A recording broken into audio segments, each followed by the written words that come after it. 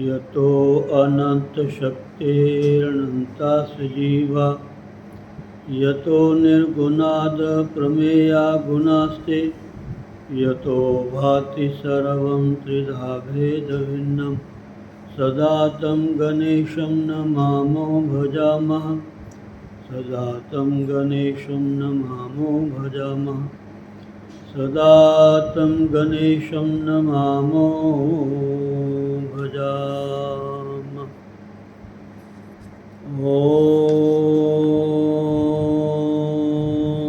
यं शैवासमुपासते शिव इति ब्रह्मेति वेदान्तिनो बौद्धा बुद्ध इति प्रमाणपटवः कर्तेति नैयायिकाः अर्हन्नित्यथ जैनशासनरताः कर्मेति मीमांसकाः सोऽयं वो विदधातु वाञ्छितफलं त्रैलोक्यनाथो हरिः त्रैलोक्यनाथो हरिः त्रैलोक्यनाथो हरिः।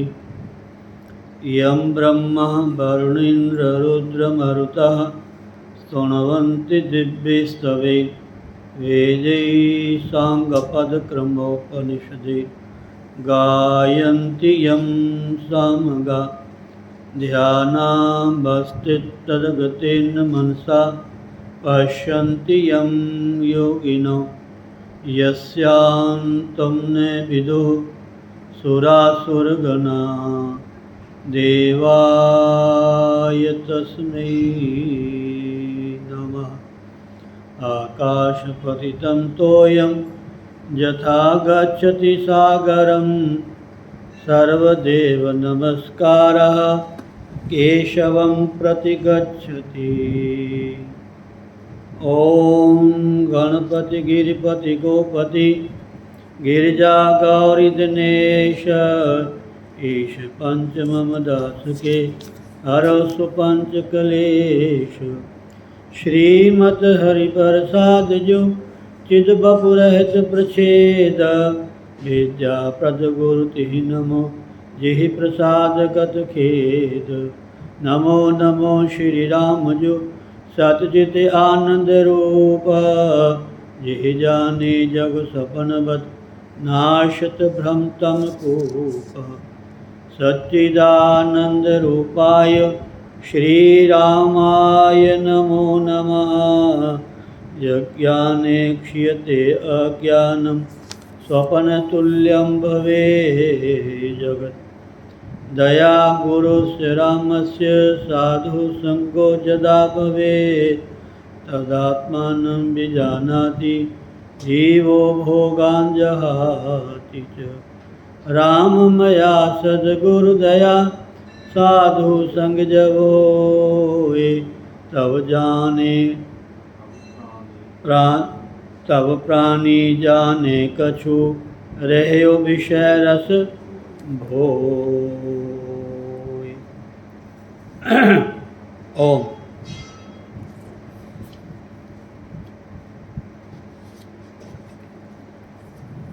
नित्यानंदं निराधारं निखलाधारमव्ययं निगमाद्यगतं नित्यं नीलकण्ठं नमाम्यहम्।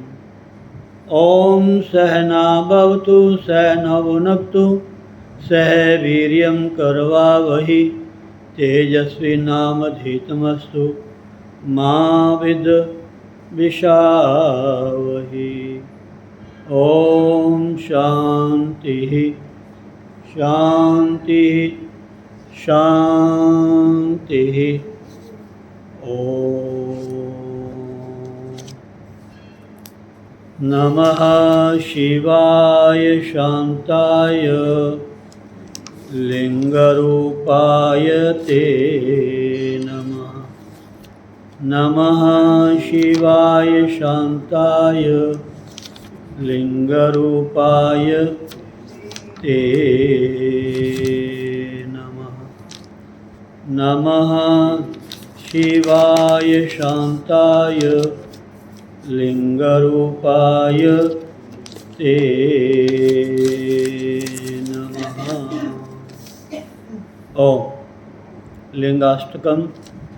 ब्रह्म मुरारिसुरार्चितलिंगं निर्मलभासित शोभितलिंगं जन्मज दुःख विनाशकलिंगं तत्प्रणमामि सदा शिवलिंगं। देवमुनिप्रवरार्चितलिंगं कामदहं करुणाकरलिंगं रावणदर्पविनाशनलिंगं तत्प्रणमामि सदा शिवलिंगं।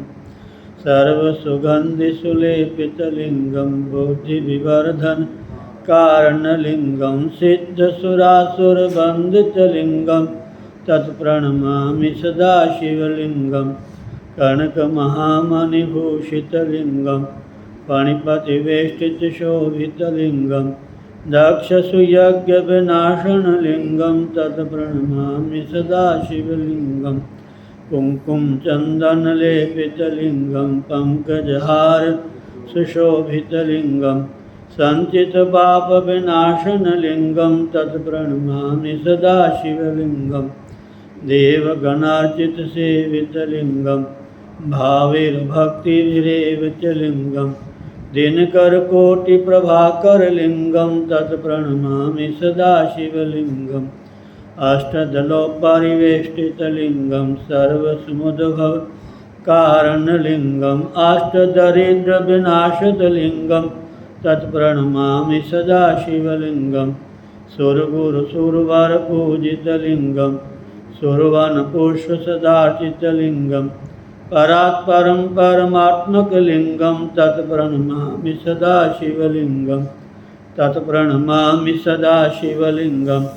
तत्प्रणमामि सदा शिवलिंगं।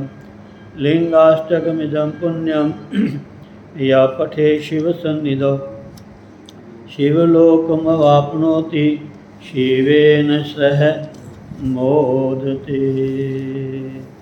ओम श्रीलिंग महाप्राण उत्तर भाग। कल आपने सुना भगवान श्री कृष्ण द्वारा ऋषि उपमन्यु से पाशुपत ज्ञान प्राप्त करना। बड़ी सुंदर कथाएं मिलती हैं महाराज। भगवान श्री कृष्ण ने उपमन्यु से मंत्र लेकर के भगवान शिव की आराधना की। तब उनके सांब नाम के पुत्र ने जन्म लिया, सांब। इन शब्दों का, इन कथाओं का बहुत ही विशेष महत्व है और कुछ साथ में प्रसंग भी जुड़े हुए हैं, लेकिन समय अभाव से हम थोड़ा सुना नहीं पाते। लेकिन जो काम की चीज़ है उसको आप पूरा ध्यान से नोट करें। कल उन्होंने क्या कहा था? आध्रुवेन शरीरेन। ध्रुव मैंने स्थिर रहने वाला, अडिग। अध्रुवेन शरीरेन, यानी ये जो शरीर है ये नाशवान है, ये कभी टिकने वाला नहीं है। क्यों? ये माया से बना है। माया अर्थात प्रकृति से, इसलिए ये नाशवान है। इसका जो भी हमें ढांचा दिखाई देता है, चाहे अंदर का है चाहे बाहर का है, सब अस्थिर है। इसमें जो जीवात्मा है, जो ब्रह्म का, ईश्वर का अंश है, वो ही स्थिर है, वो कहीं नहीं जाता। वो एक ही स्थान में, एक ही स्थान में क्या, वो सर्वव्यापक है, सर्वव्यापक। इसलिए कहते हैं आध्रुवेन शरीरेन, नाशवान शरीर को प्राप्त करके अविनाशी परमात्मा का ध्यान करना चाहिए। इस श्लोक का मतलब ये है, आध्रुवेन शरीरेन ध्रुवम साध्यम प्रयतनता। जो ध्रुव है, जो स्थिर रहने वाला परमात्मा है, उसकी साधना करनी चाहिए, उसको प्राप्त करना चाहिए। कैसे? प्रयत्नेन, प्रयतनतः, प्रयत्न पूर्वक। हमारा ये मत समझना कि हम बहुत बिजी हैं, हम बहुत व्यस्त हैं, हमारे थानों की पता तो इसका महात्मा होना साढ़े माँ को तो रहने में पता चल जाए, नहीं। प्रत्येक प्राणी मात्र के लिए ईश्वर को पाना अनिवार्य, विशेषकर मनुष्य को। यो मानव चोला है, ये मिला इसलिए भगवान को पाने के लिए। बार बार रिपीट करता हूँ मैं आपको, ये घर है, ये परिवार है, ये कोठी है, फैक्ट्री है, दुकान है, पैसा है, सोना है, चांदी है, कितना बड़ा परिवार है, नहीं। ना ये साथ किसके गया, ना जाएगा, ना जाता है। अगर आप नहीं छोड़ोगे तो ये आपको छोड़ देगा, एक ना दिन छोड़ना पड़ेगा। तो पहले क्यों ना छोड़ दो? छोड़ने का मतलब ये नहीं घर बार छोड़ के कहीं तीर्थों में जाके बैठ जाओ, आंखें मीट के बैठ जाओ, नहीं। ऐसे मन में धारणा बनाओ कि ये भगवान का है, ये परिवार मुझे भगवान ने दिया है। जो बाल बच्चे हैं उस प्रभु कृपा है, उसी का दिया हुआ है। घर है, मकान है, शरीर है, धन है, साधन है, सब प्रभु ने दिए हैं। समझे नहीं? बड़ा सुंदर उपदेश आता है गुरुमुख से, जिंदे थामो दिता चंगा, मानमुख सो ही जानेंगे। देने वाले परमात्मा ने जो दात दी है उसको तो कहता है ये मेरी है, ये मेरी है, ये मेरी है, ये मेरी है, मेरा बेटा, मेरी बेटी, मेरा घर, मेरा मकान, मेरे पैसे, मेरा ये। लेकिन देने वाला जो दाता है उस पर ध्यान कम जाता है। उसको अपना बनाओ ना, नहीं मानोगे तो भी अपना ही है। लेकिन चक्कर क्या है महाराज, ये वासना है ना, हमें ना जाने कहाँ ले जाएगी, मनुष्य पशु बना देगी महाराज। समझा नहीं? ये नर का चोला नारायण बनने के लिए, नारी का चोला नारायणी बनने के लिए मिला है। मनुष्य देवता बनो, पशु मत बनो। ये लास्ट चांस है हमारा, दोबारा नहीं मिलेगा। अगर चूक गए ना भाई, आप किसी ने मंजिल पे चढ़ना, आपने कोई सीढ़ी है, 10 पौड़ियाँ हैं, 20 पौड़ियाँ हैं, आप 19 पौड़ियाँ चढ़ गए, अब कहीं आपका बेध्यान ध्यान कहीं और चला गया, पैर खिस गया तो नीचे गिरोगे ना। क्यों जी? सच बोले कि झूठ बोले? किसी मंजिल पे आपने चढ़ना है, पौड़ी भी आप चढ़ रहे हो, 20 डंडे की पौड़ी है, 19 डंडे चढ़ गए, 20 में पाँव रखना, ध्यान कहीं और चला गया, पैर फिसल गया, नीचे गिर जाओगे। चढ़ना था एक तरफ रहा, चोट लग जाएगी आपको महाराज। अब ठीक ठाक तब तो चढ़ना शुरू करोगे। ऐसी एक अंधे की कथा भी आती है। अब तो समय खुला है, थोड़ा सा आपको सुना भी सकता हूँ मैं। तो एक अंधा था, तो किसी भवन में प्रवेश किया उसने। भवन में प्रवेश किया, अब देख तो सकता नहीं था, और उसका दरवाज़ा एक था बाहर जाने के लिए। हमारे तो 9 दरवाजे हैं ना, इसलिए हम बार बार आंखें, कभी आंखें देखते हैं तो उधर देखते हैं, कानों में आवाज़ आती है तो फिर ध्यान वहाँ जाता है जी।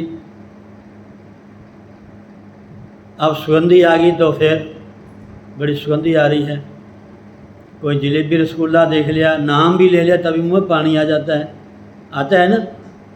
तो मन वहाँ जा, मन को वहाँ नहीं जाना, मन को भगवान में लगा। ये मन ही सबसे ज़रूरी है, समझे नहीं, इसको भगवान में लगाओ। तो भागवत में बड़ा सुंदर श्लोक आता है, स वही मनः कृष्ण पादार विंध्यो, तभी आपका मन सार्थक होगा, शुद्ध होगा, निर्मल होगा, स्थिर होगा, जो मन आपका भगवान के चरणों में लग जाए। बस भाई बार बार आपको कई बार मैं कथा प्रसंग सुनाता रहता, याद आता है, थोड़ा रिपीट करना पड़ता है। एक मदालसा थी रानी महाराज, यमसंदन की माता बहनें नहीं भजन कर सकती, उसका उदाहरण भागवत में आप प्रायः सुनते रहते हो। गोपियों का, गोपियाँ कब सोती थी और कब उठती थी, ये भागवत में पढ़ के देख लेना। अच्छा, एक और बात है, लास्ट में जाकर के जब कुरुक्षेत्र में भगवान आए सूर्य ग्रहण के समय, तो वहाँ भगवान की रानियाँ थी, तो उन्होंने पूछा कि आप कैसे रहते हो, भगवान को कैसे प्रसन्न करते हो। तो सब बताया उन्होंने, सब बताया। इतने सुंदर वर्णन है महाराज, आप पढ़ोगे तो आपको आनंद आएगा। इतनी रानियाँ इतनी व्यस्त, अपने हाथ से भगवान की सेवा करते थे, और भगवान भी अपने को इतना व्यस्त रखते थे ना महाराज। और नारद मुनि के मन में कभी आ गया कि इतनी रानियाँ भगवान कैसे रहते होंगे, और अर्जुन के मन में भी आया इतनी पत्नियाँ हैं। एक बार तो सखा थे महाराज अर्जुन ठाकुर जी के, और कभी कभी मजाक भी करते थे, कहते थे कान्हा तुमने इतनी पत्नियाँ रानियाँ रखी हैं, एक आधे मुझे भी दे दे। भगवान ने कहा जिनके साथ मैं नहीं होऊंगा उसको तुम ले लेना। सब रानियों के महलों में गए तो वहाँ हर जगह ठाकुर जी 16,108। अच्छा, एक और बात है, ये तो भगवान है, और भागवत में कथा आती है महाराज चित्रकेतु की, उसकी करोड़ों रानियाँ थी, करोड़ रानी। ये कोई बनाई हुई कथा नहीं है, झूठ नहीं है महाराज, प्रमाणिक है। करोड़ रानियाँ थी, करोड़ों रानियों में भी किसी एक के बच्चा हुआ, एक के चित्रकेतु के एक के बच्चा हो, संतान।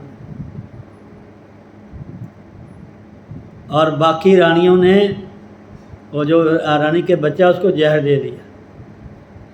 कथा बड़ी सुंदर आती है।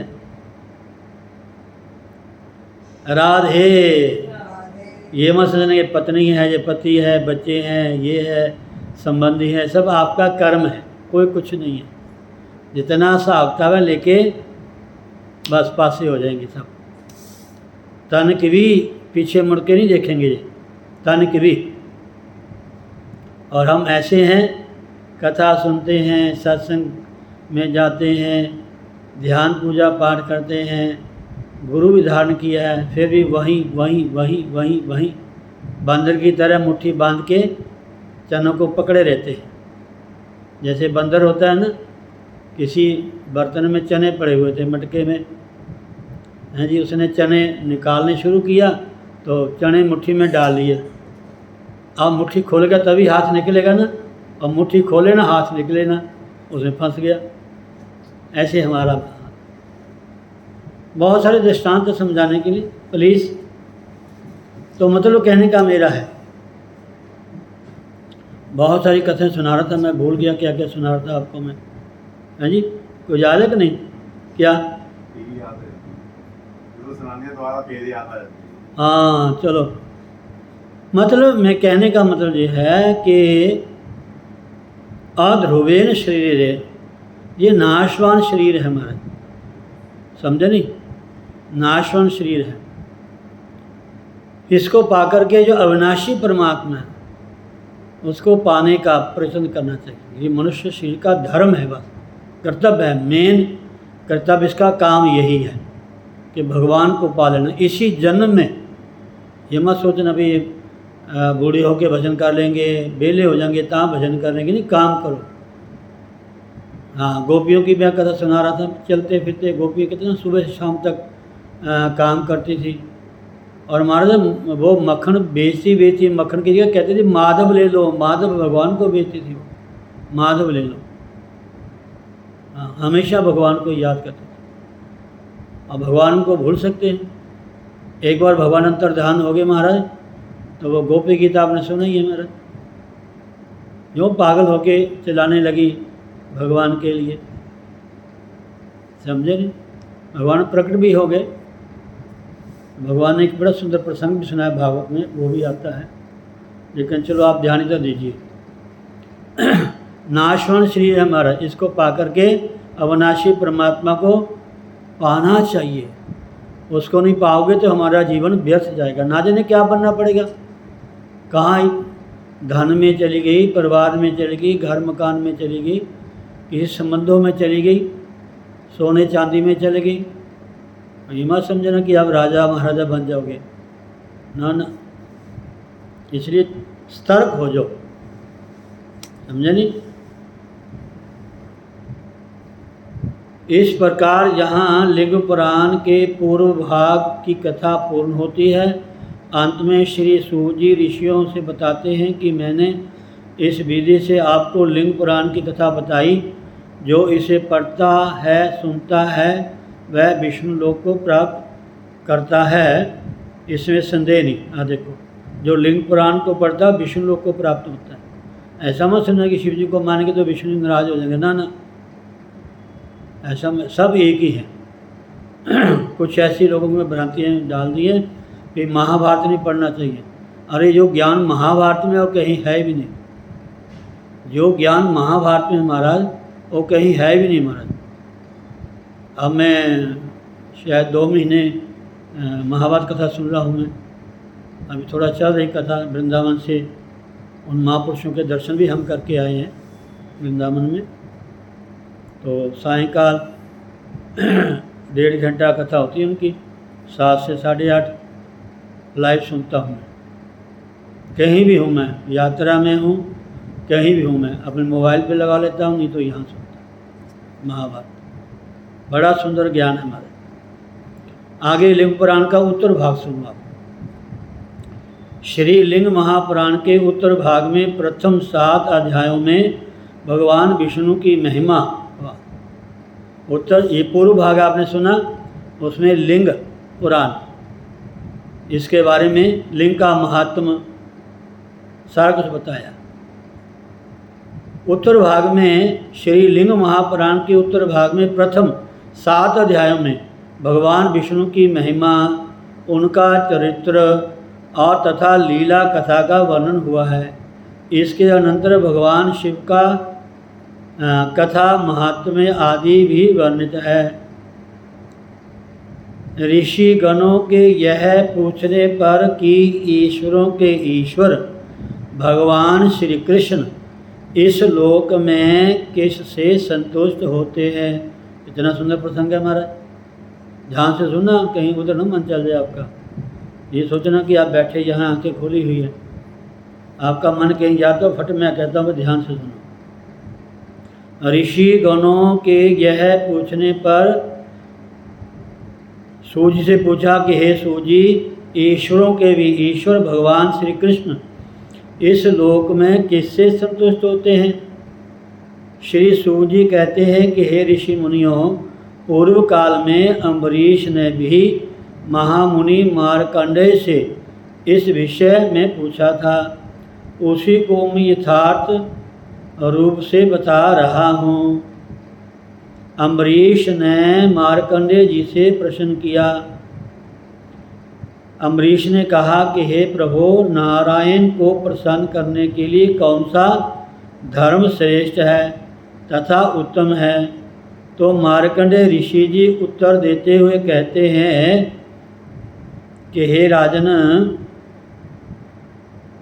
एकमात्र वे प्रभु जनार्दन ही परम पुरुष परमात्मा है। अतः भगवान नारायण के स्मरण पूजन तथा प्रणाम से महान पुण्य की प्राप्ति होती है। भगवान नारायण का स्मरण, उनका पूजन और उनको प्रणाम, ये तीन साधन। उनका ध्यान करो अर्थात स्मरण करो उनका, और उनकी पूजा करो और उनको प्रणाम करो। आगे कथा सुनाते हैं। मार्कंडेय जी ने कहा कि हे राजन, प्राचीन काल में त्रेता युग में कौशिक नाम के एक ब्राह्मण थे। भगवान विष्णु के मंदिर में आकर वे अनन्य भाव से ताल, स्वर तथा लय से युक्त होकर भगवान हरि के उदार चरित्र का गान करते थे। जब भी भगवान के सामने जाओ तो महाराज ताल से, स्वर से, लय से भजन, भगवान को भजन सुनाया करो। जब अकेले मंदिर में जाते हो तो मन में गुनगुनाते हुए ठाकुर के सामने, भगवान नारायण के सामने भजन ताल, स्वर, लय से ऐसे। शर्माना नहीं चाहिए कौन देख रहा कौन नहीं देख रहा। या घर में आपके मंदिर है तो सबसे बढ़िया। जब पूजा रूम में जाते हो, जब घर के सारे काम कर लिए आपने, माता बहनों को तो बहुत अच्छी बात है, उनको तो अच्छा समय मिल जाता है। जब ये ना सोचे भी फ्री होगी तो टीवी लगा लो, सीरियल देख लो, ये कर लो, वो कर लो ना। फ्री होने के बाद सबसे पहले भगवान के पास जाओ, उनको देखो, उनसे बातें करो, कोई ऐसा भजन सुनाओ, बस फिर नाचो, नृत्य करो भगवान के, ताल दे करके, खूब खड़काने लेकर के, खूब नृत्य करके ऐसे भगवान को रिझाना चाहिए। नृत्य से भगवान बहुत जल्दी प्रसन्न, नृत्य भगवान को बहुत पसंद है, भगवान शिव जी को भी और भगवान कृष्ण को बहुत पसंद है। चाहे भले को स्तोत्र है, जैसे नमामि शमीशान निर्वाण रूप, ये भी आप नृत्य करके गा सकते हो भाव के द्वारा।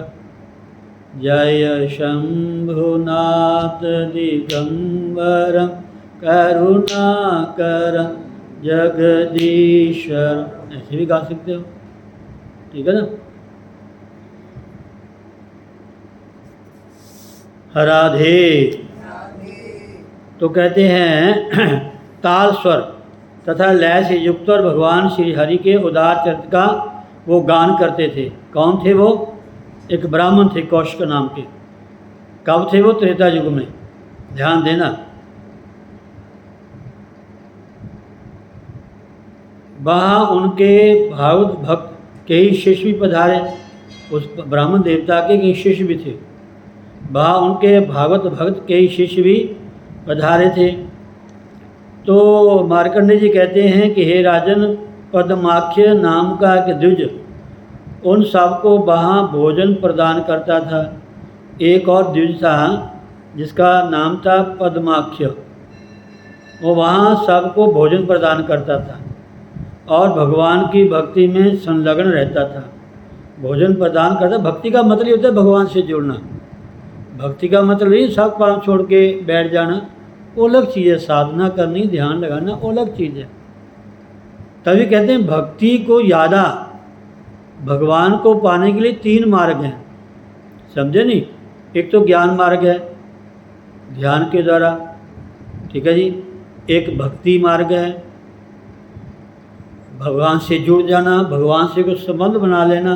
भगवान हमारे भाई हैं, भगवान हमारे पिता हैं, भगवान हमारे मित्र हैं, भगवान हमारे गुरु हैं, भगवान हमारे पति हैं, भगवान ही सब कुछ हमारे हैं, ठीक है ना।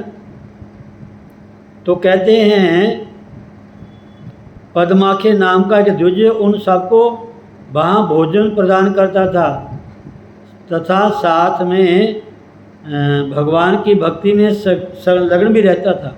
काम करता ही भगवान की भक्ति करता था।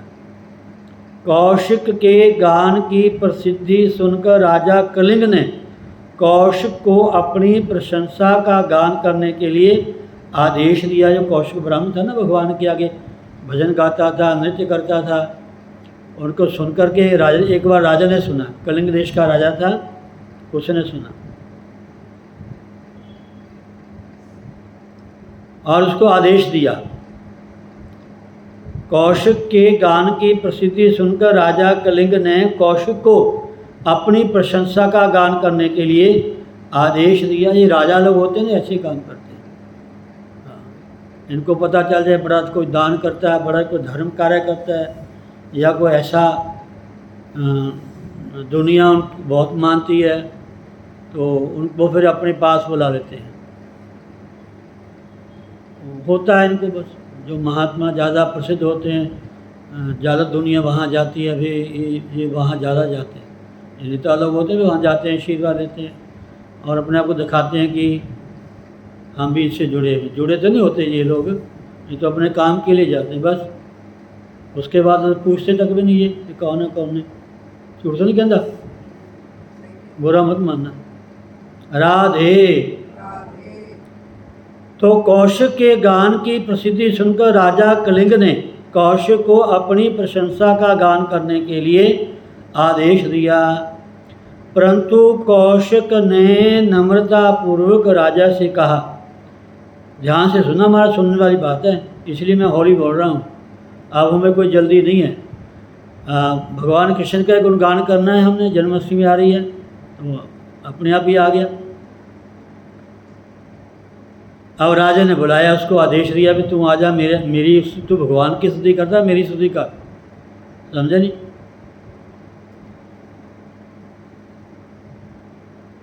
परंतु कौशिक ने नम्रतापूर्वक राजा से कहा कि मेरी जीवा तथा वाणी श्री हरि के अतिरिक्त किसी अन्य की, जहाँ तक कि इंद्र की भी स्तुति नहीं करती। आप तो क्या चीज़ हो राजा, मैं सिवाय भगवान के मैं किसी की प्रशंसा नहीं करूँगा। कौशिक के शिष्यों ने भी यही बात कही। यह सुनकर राजा रुष्ट हो गए और अपने भृत्यों से उन्होंने अपना यशोगान करवाया। यह सुनकर राजा रुष्ट हो गया और फिर उसने अपने जो भृत्य होते हैं, जो उनकी महिमा को गाते हैं, जी जय हो महाराज की, राजा धीराज, फलाना ढींगड़ा, न जाने क्या क्या बोलते हैं, वो आ रहे हैं, प्रवेश कर रहे हैं। हाँ जी, ऐसा होता है ना, होना चाहिए, ऐसा व्यवस्था है। बिल्कुल भृत्य करें वो जो व्यवस्था होती है। तो भृत्यों से उन्होंने अपना यशोगान, कि उनको होता है कि हमारी बढ़ाई हो, कैसे भी होनी चाहिए।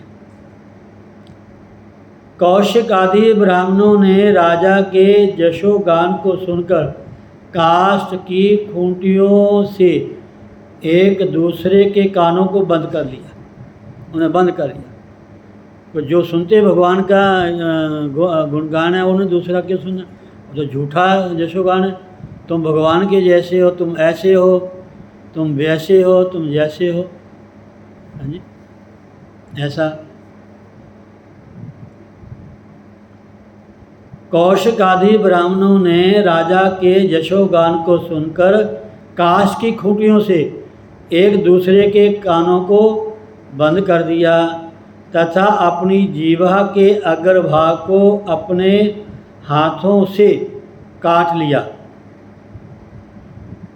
राजा ने अत्यंत कुपित होकर उन्हें अपने राज्य से निर्वासित कर दिया, बाहर निकाल दिया।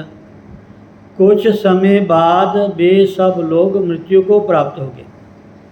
मृत्यु के बाद उन्हें अपने लोक में आया देखकर ब्रह्मा ने यमराज से कहा कि ये सब लोग जनार्दन भगवान श्री हरि के परम भक्त हैं, इन्हें सुखमय निवास प्रदान कीजिए। ब्रह्मा जी के ये वचन सुनकर लोकपाल उन सबको लेकर आकाश मार्ग से क्षण भर में ब्रह्मलोक पहुँच गए। ब्रह्मा ने आगे बढ़कर उनका स्वागत किया तथा कौशिक आदि मुनियों को लेकर विष्णु लोक चले गए। वहाँ भगवान विष्णु दिव्य आसन पर विराजमान थे। कौशिक आदि मुनियों सहित भगवान ब्रह्मा गरुड़ध्वज श्री हरि के सम्मुख आकर प्रणाम करके स्तुति करने लगे।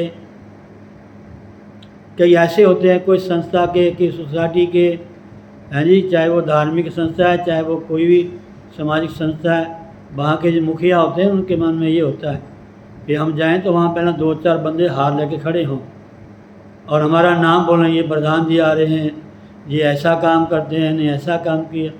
बड़े होते हैं, मन में आ जाता है, पर ऐसा होना नहीं चाहिए। ये झूठी प्रशंसा है। झूठी का मतलब यहीं के लिए है, झूठी का मतलब कुछ समय के लिए है ना।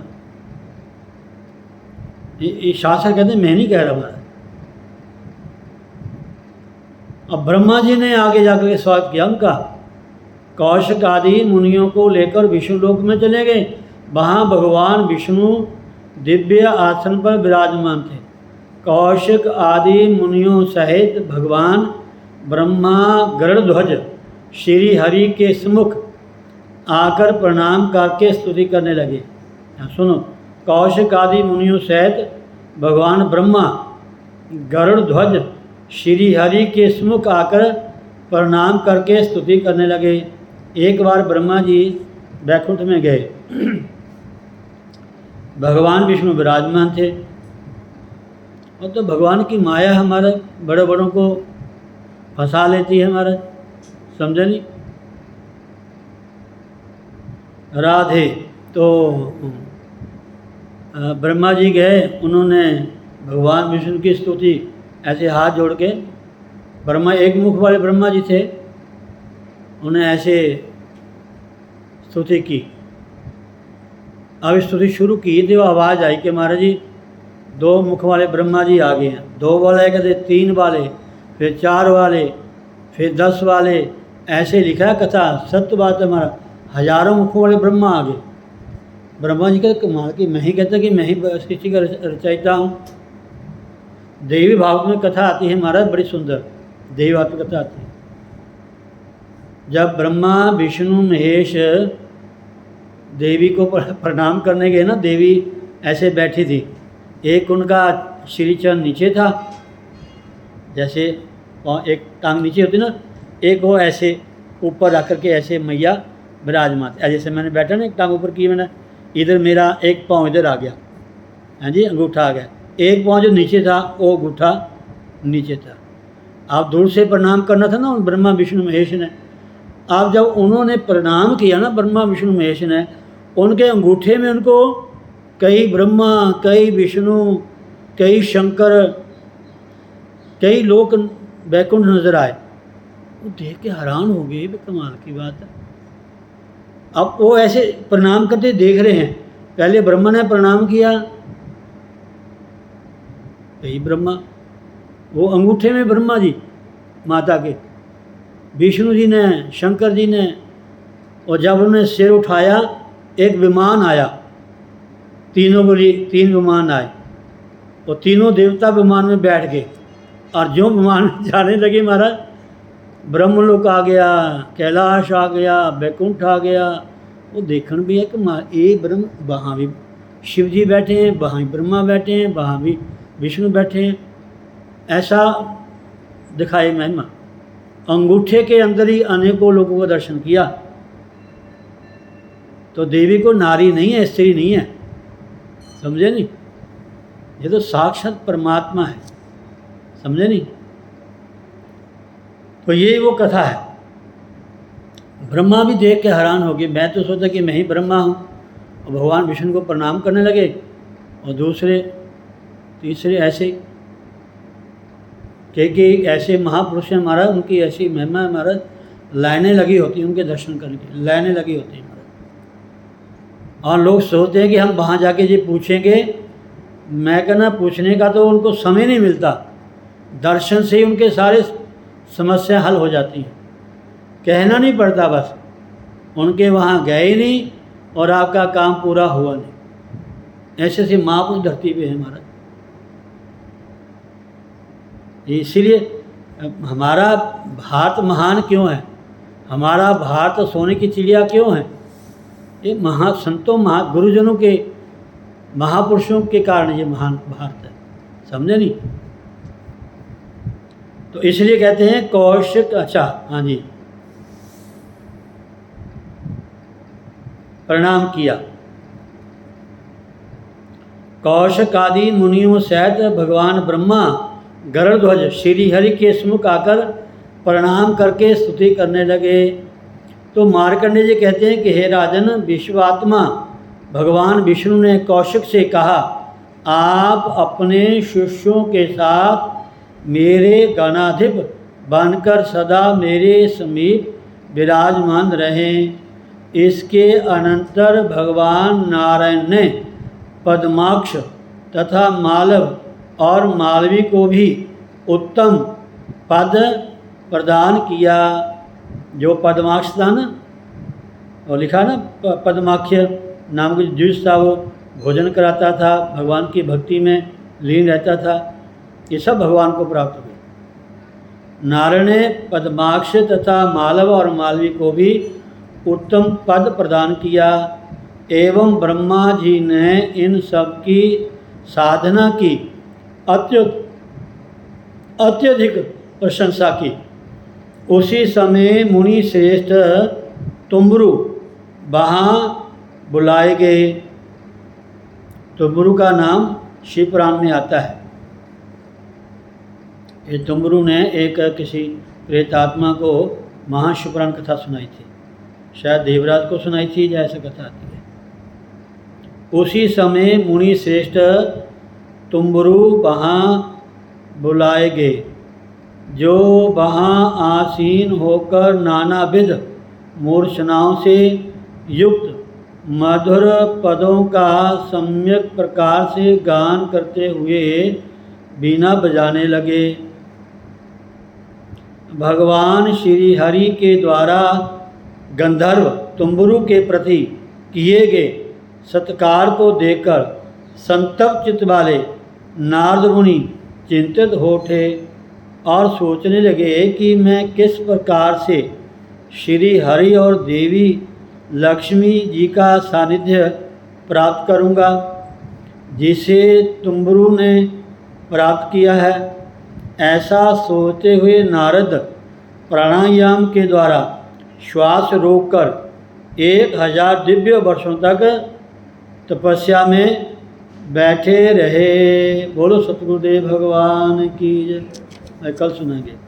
श्री कृष्ण गोविंद हरे मुरारी, हे नाथ नारायण वसुदेव, गोविंद मेरी यही प्रार्थना है। बोलो ना मैं प्रभु नाम तिहारा, निष्काम होके दिन रात गाऊं। गोविंद दामोदर माधवेति, हे कृष्ण हे जादव हे सखेति, हे कृष्ण हे जादव हे सखेति। हरे राम राम राम हरे हरे, हरे कृष्ण कृष्ण कृष्ण हरे हरे, हरे राम राम राम हरे हरे, हरे कृष्ण कृष्ण कृष्ण हरे हरे। बोलो सतगुरुदेव भगवान की। सर्वे भवन्तु सुखिनः, सर्वे सन्तु निरामया, सर्वे भद्राणि पश्यन्तु मा कश्चित् दुःखभाग् भवेत्। ओम पूर्णमदः पूर्णमिदं पूर्णात् पूर्णमुदच्यते, पूर्णस्य पूर्णमादाय पूर्णमेवावशिष्यते। ओम शांति शांति शांति। ओम।